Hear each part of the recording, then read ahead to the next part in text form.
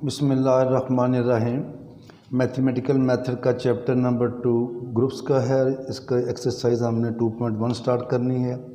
एक क्वेश्चन हमने इसका वर्बली कर लिया था, ट्रू एंड फॉल्स वाला। अब हम करते हैं इसके, आज शुरू करेंगे क्वेश्चन नंबर हम ये 9 से 9, 10, 11, 12 9 से लेके एंड तक करने के बाद फिर वापस आएंगे 2, 3, 4 पे।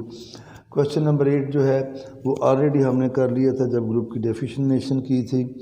तो मैं स्टार्ट कर रहा हूँ क्वेश्चन नंबर 9 से। और ये बात याद रखें कि 3 क्वेश्चन हैं, 9 फिर है 12 और फिर है 13। ये अल्फाज का हेरफेर है, इन तीनों का आंसर सेम है। हर एक में जो order of each element of the group is 2। और जो 11 है वो भी इनसे मिलता जुलता है, उसमें ऑर्डर नहीं दिया, उसने दे दिए x is equal to X inverse. और इसमें भी याद रखें जब x is equal to X inverse हो तो फिर भी ऑर्डर 2 ही होता है। तो 9, 12 एंड जो है ये 13 ये तो बिल्कुल सेम है। और अगर x का ऑर्डर 2 है तो कभी बुक वाला उसको ऐसे लिखता है और कभी बुक वाला उसको ऐसे लिखता है, दोनों का मीनिंग एक ही है। तो मैं स्टार्ट कर रहा हूँ क्वेश्चन नंबर 9। क्वेश्चन नंबर जो है वो 9 में ये है कि if G is a group, G is a group such that x into x is equal to e for all x belonging to G। यानी x के G के किसी भी एलिमेंट को उसी के साथ मल्टीप्लाई करें तो आंसर क्या आ रहा है, e आ रहा है। तो प्रूव G इज़ अबिलियन। और ये जो मैंने चारों लिखे हैं 9, 12, 11, 13, इन हर एक में प्रूव करना है कि G इज़ अबिलियन। ये एबिलियन हमने प्रूव करना है। तो हम क्या लेंगे, लेट ए बी और A B belongs to G. A B और ए बी, जब अगर जी में ए आ गया बी आ गया तो फिर आपको पता है पहली प्रॉपर्टी है, फिर ए बी तो उसमें आएगा ही आएगा। देन जो उसने दिया है for all x into x, तो हमारे पास आएगा a into a e, b into b e और A B into A b, ये क्या आ जाएगा ई के इक्वल। अब हमने इसको पकड़ना है। Now A B into A B is equal to A. उसने ब्रैकेट नहीं डाली, आपने यहाँ लगानी है लगा ले, नहीं लगानी ना लगाने से कुछ फ़र्क नहीं पड़ेगा। A B into A b क्या आ जाएगा हमारे पास ई। इसे हमने प्रूव करना है जी इज़ अबिलियन। में इसको ऐसे कर देता हूँ, it implies that A B is equal to E. तरतीब उसकी वही वाली है, ब्रैकेट मैंने चेंज कर दी है और फिर हम लिखा करते हैं बाई एसोसिएटिव लॉ। अब जब ये आ जाएगा तो लेफ़्ट साइड पे ए से मल्टीप्लाई कर देंगे, A into A, B A B, A into E. और जब लेफ़्ट में ए से किया है तो राइट पे कर देंगे हम बी से, इसी तरह b A B into b a e into b. अब देखिए ए इंटू ए किसके इक्वल है, ई के। बी इंटू ए किसके इक्वल है, ई के। और जब ई मल्टीप्लाई होगा ए के साथ तो आएगा ए बी। ये देखिए ई को जिससे भी मल्टीप्लाई करें वही आंसर आता है। ई को जैसे मल्टीप्लाई करेंगे बी ए आएगा, जैसे करेंगे बी ए आएगा। तो b a is equal to a b. It implies that G is abelian group. ये तो होता हमारे पास क्वेश्चन नंबर 9। अब हम करते हैं क्वेश्चन नंबर 12। 12 में जो है वो उसकी स्टेटमेंट है कि if every non-identity element of a group G is of order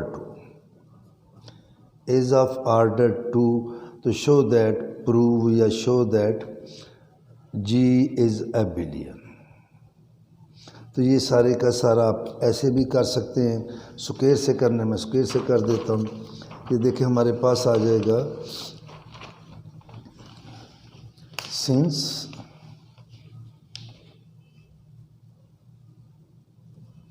G is एबिलियन, sorry ये हमने प्रूव करना है। Since each element of G is of order 2. So if AB belongs to G, then A square E आएगा, B square E आएगा और AB का square E आएगा। पहले मल्टीप्लाई हो रहा था, अब स्क्वायर है। नाउ इसी तरह जैसे मैंने एंड वाले को पकड़ा था, AB का स्क्वायर E आएगा, इसे लिखेंगे AB into ABE। बिल्कुल वैसा ही है, ये हो जाएगा BABE बाई एसोसिएटिव लॉ। इसको A से मल्टीप्लाई कर देंगे, A into A, BAB, A into A। Right side से B से, चले मैं एक स्टेप और कर देता हूँ। A into A स्क्वायर हो जाएगा BA और ये B और AE हो जाएगा। अब मैं राइट साइड पे मल्टीप्लाई कर रहा हूँ B के साथ, इनटू B ये AB। तो ये देखें, ये A स्क्वायर किसके इक्वल है, E के, B स्क्वायर AB, E से मल्टीप्लाई करें BA को तो BA रहेगा और B स्क्वायर क्या है, E। तो ये आ गया BA is equal to AB। It implies that G is abelian। Question number है 13 हमारे पास। 13 में वो कह रहे हैं कि in a group G let A, B and AB all have order to prove G is abelian। तो जब ऑल हैव ऑर्डर 2, तो भी हमने ऑर्डर 2 वाला किया। तो ये जो सारा प्रूफ है जो हमने क्वेश्चन नंबर 12 में किया, वो सारे का सारा आप इधर करेंगे। प्रूफ ऑफ क्वेश्चन 12, ठीक है जी। कुछ उसमें भी ऑर्डर 2 था, वो इंग्लिश में लिखा था, ये मैथ में उसने लिख दिया। यहाँ उसने ए का जिक्र कर दिया, बी का, ए बी का, वहाँ उसने एलिमेंट का जिक्र कर दिया। तो दोनों का आंसर सेम है। अब हम चलते हैं क्वेश्चन नंबर 11 पे, और 11 में है हमारे पास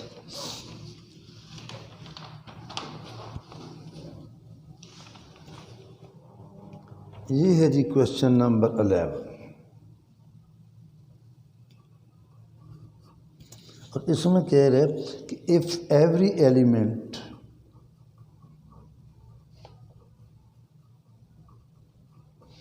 of a group G is its own inverse, is its own inverse, is its own inverse. मैं इनवर्स को इधर लिख देता हूँ। तो show that G is abelian, show that G is, इसका भी हम सॉल्यूशन करेंगे उसी तरह। Let A B belongs to G, तो by given condition A is equal to every element of a group G is its own inverse. इसका मतलब है A इनवर्स के है, B इनवर्स के है और A B इनवर्स के है। इसमें भी हम एंड वाले को पकड़ेंगे जिस तरह हमने ऑलरेडी तीनों सवालों में पकड़ा है, AB is equal to AB inverse. और इसका आधे मिनट का ये सवाल है, इसको लिख लेंगे B इनवर्स A इनवर्स, हमने पीछे पढ़ा था। और B इनवर्स किसके इक्वल है, B के, A इनवर्स किसके इक्वल है, A के। तो ये जो दो स्टेप हैं, यही इसके स्टेप हैं बस। It implies that G is एबिलियन। अब हम चलते हैं क्वेश्चन नंबर, तो 4 हमने कर ली हैं, 9, 11, 12 एंड 13। अब हम चलते हैं क्वेश्चन नंबर 10 में, और क्वेश्चन नंबर 10 है कि अगर किसी ग्रुप में 3 एलिमेंट हों तो वो हमने प्रूव करना है कि वो क्या होता है, एबिलियन होता है। ये है जी हमारे पास question number 10। If a group G, ये उसकी स्टेटमेंट है, हैज़ 3 एलिमेंट्स, हैज़ 3 एलिमेंट्स, तो शो दैट, प्रूव या show that G is abelian. तो जी हमने क्या प्रूव करना है? अबिलियन, इसका प्रूफ। और ये बात मैंने ऑलरेडी की थी कि बाइनरी ऑपरेशन का बुक वाला जिक्र ना करे, या अगर वो ज़्यादातर लेता है तो क्या लेता है? मल्टीप्लिकेशन। तो यहाँ पे हमने लेना है let G is equal to 3 element. और याद रखें आइडेंटिटी तो दुनिया के हर ग्रुप में मौजूद होगा, तो पीछे बचा ए व बी। प्रूव करना है और लेट जी बी आ ग्रुप। ये ग्रुप है, ग्रुप की चारों कंडीशंस को पूरा कर रहा है। हमने प्रूव करना है कि ये अबिलियन है। अबिलियन उस वक़्त होगा अगर A B is equal to B A के इक्वल आ जाएगा। अगर A B is equal to B A आ जाएगा तो हम क्या कह देंगे? G is abelian. तो हम क्या करते हैं? फर्स्ट वी कंस्ट्रक्ट लिख लेते हैं, ड्रा लेकर कंस्ट्रक्ट कैलिस टेबल।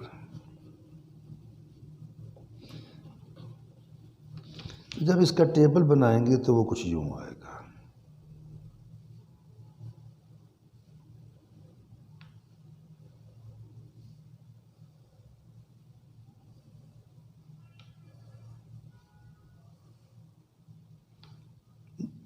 ये ई आएगा, ये ए आएगा, ये बी, ई ए बी। और बात हम करेंगे विद रिस्पेक्ट टू मल्टीप्लिकेशन। ये ज़रा सीखने वाला सवाल है थोड़ा सा। ई को मल्टीप्लाई करेंगे तो तीनों से यही रहेंगे, ए को मल्टीप्लाई करेंगे ई से तो ए आएगा, ए इंटू ए स्क्वायर आएगा, और ये ए बी आएगा, बी इंटू ई बी आएगा, ये आएगा बी ए, और ये आएगा बी स्क्वायर। अब अगर ये ग्रुप है तो इन तीनों एलिमेंट्स को तीनों एलिमेंट से मल्टीप्लाई करें तो ये जो 9 एलिमेंट आए हैं ये जी में मौजूद होने चाहिए, और ये हमें नज़र आ रहा है जी में नहीं है। लेकिन जब बुक वाला कह रहा है ये ग्रुप है तो ये है। यानी कि सपोज करें इसे मैं कह देता हूँ रो को ए, इस रो को मैं कह देता हूँ, ये जो एंड वाली है बी। जब ई से मल्टीप्लाई किया तो ये तीनों एलिमेंट मौजूद है। जब ए से करेंगे तो ये देखिए ये आया ए स्क्वायर और ए बी। आगे वाली बात जो है यहाँ देखना है कि ए आ गया, इस पर गौर करें। अब इन दोनों, ये जो ए स्क्वायर है, मैं इसको ज़रा लिख भी दूँ आपको क्लियर पता चले। From row A there are 2 cases, there are 2 cases. और ए केस है number 1, A square is equal to E. अगर इसको मैं ई के इक्वल लूँगा तो ए बी फिर किसके इक्वल आएगा? बी से, और आर करके मैं नंबर 2 कर देता हूँ। या फिर जो है ए स्क्वायर किसके इक्वल आ जाएगा? बी के, और ए बी किसके इक्वल आएगा? ई के। एक बार मैंने इसको ई लिया है, इसको बी लिया है, या दूसरा ऑप्शन है ये वाला ई होगा और ये बी होगा। अब एक केस इनमें ट्रू होगा और एक केस फॉल्स होगा। देखते हैं ट्रू वाला कौन सा है और फॉल्स वाला कौन सा है। तो यहाँ पे देखें इसी को ही, if A B is equal to B, इधर भी बी है इधर भी बी है, मैं इसको ऐसे लिख लेता हूँ A N to be. B से बी कैंसिल तो ए क्या आ गया? ई। तो this case not possible, this case not possible, क्योंकि सेट में कभी भी एलिमेंट रिपीट नहीं होते। स्टेटमेंट में है कि जी हैज़ 3 एलिमेंट। जब जी हैज़ 3 एलिमेंट, इसका मीनिंग है कि E, is not equal to A, is not equal to B, तो यहाँ ए किसके इक्वल आ गया, ई के, तो ये वाला केस पॉसिबल नहीं, सो ये वाला केस पॉसिबल है। Thus A square is equal to B and A B is equal to E. ये तो आ गया हमारे पास सेकंड रो। देखिए ये ए आ गया है, ये बी आ गया है, ये वाला ई आ गया। ये जो है ना, जिस रो को मैंने ए कहा, ये ए से मल्टीप्लाई कर रहा हूँ, ये ए है, ए स्क्वायर बी के इक्वल आ गया, वो मौजूद है, और ए बी ई के इक्वल आ गया। अब हम देखते, अब इसमें से आगे क्या करना है, इनमें से देखना है ई कौन सा है और ए कौन सा है। इसमें से आखिरी रो में बी है, इन दोनों में से एक ए है और दूसरा ई है। अब हम क्या करते हैं, इसमें से इसको आप वैसे का वैसे रहने दें, आप इसको पकड़ लें। Now a square is equal to b, it implies that, इसको बी से राइट साइड से मल्टीप्लाई कर, a square b into b. इसे लिखें आप, ए स्क्वायर को लिखें ए इंटू ए बी, और बी इंटू बी क्या हो जाएगा, बी स्क्वायर। अब देखें, आप ये ऑलरेडी आप प्रूव कर चुके हैं कि A B is equal to E, और ये वाला केस सामने का ट्रू है, ये वाला ट्रू नहीं है। इट इम्प्लाइज दैट हमारे पास आएगा E into E is equal to B square. It implies that A किसके इक्वल आ गया, बी स्क्वायर। अब एंड पे पहुंच चुके हम, ये बी है और बी स्क्वायर किसके इक्वल आ गया, ए स्क्वायर। अगर ये ग्रुप है तो फिर एक ही पॉसिबिलिटी है कि हर रो में ए बी ई आना चाहिए। ये बी है, ये ए आ गया, तो फिर हमारे पास एक ही ऑप्शन बचा, और वो लास्ट ऑप्शन है, फाइनल ऑप्शन है कि B is equal to E. फिर रिजल्ट ये निकला, it implies that B A is equal to E. ठीक है जी। अब आप ये देखें कि बी ए ई के इक्वल आ गया है, और ऑलरेडी हमने लिखा हुआ है ए B is equal to E. इसे अब बेशक 1 कह लें, इसे 2 कह लें, तो from 1 and 2, from 1 and 2 A B is equal to B ए।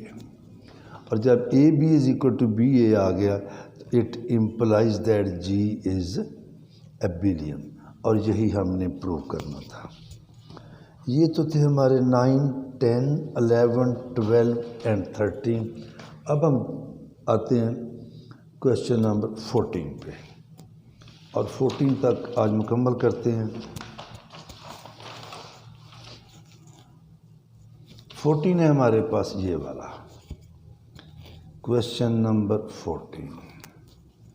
14 में बुक वाला कह रहे हैं कि शो दैट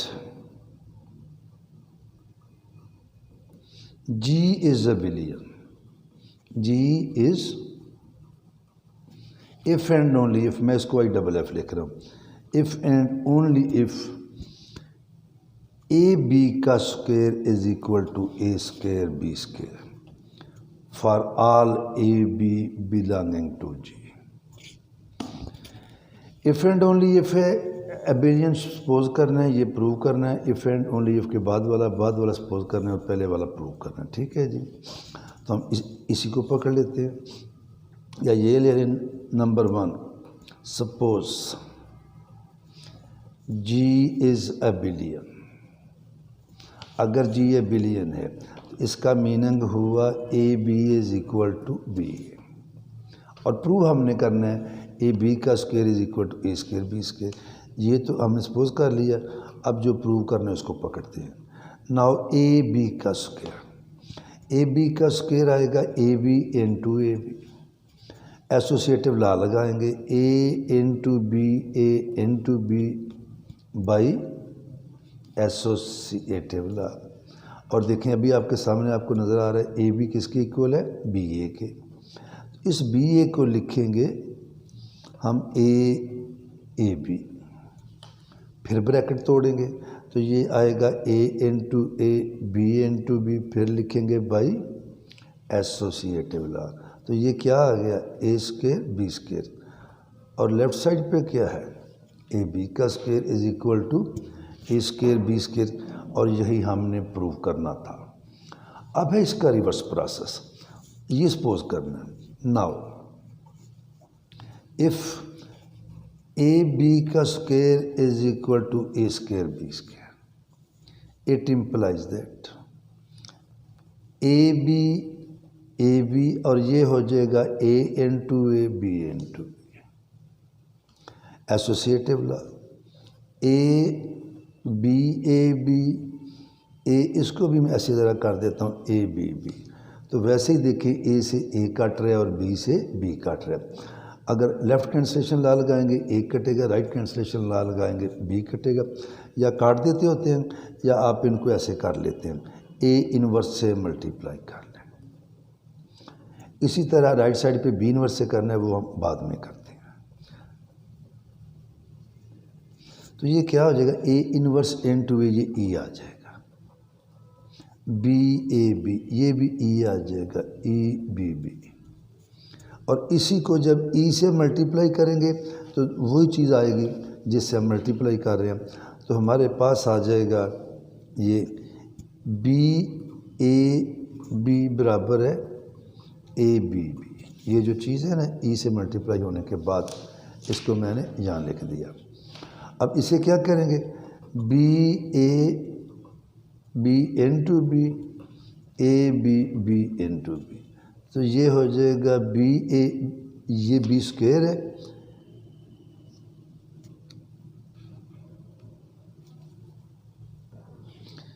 ये देखें ये बी इन्वर्स करना था जैसे हमने ए इन्वर्स किया। तो ये क्या हो जाएगा ई, और ये भी हो जाएगा ए बी ई। तो बी ए किसके इक्वल आ गया, a b. It implies that G is abelian. तो आज के लिए इतना काफ़ी है, फिर इंशाल्लाह ताला आगे चले।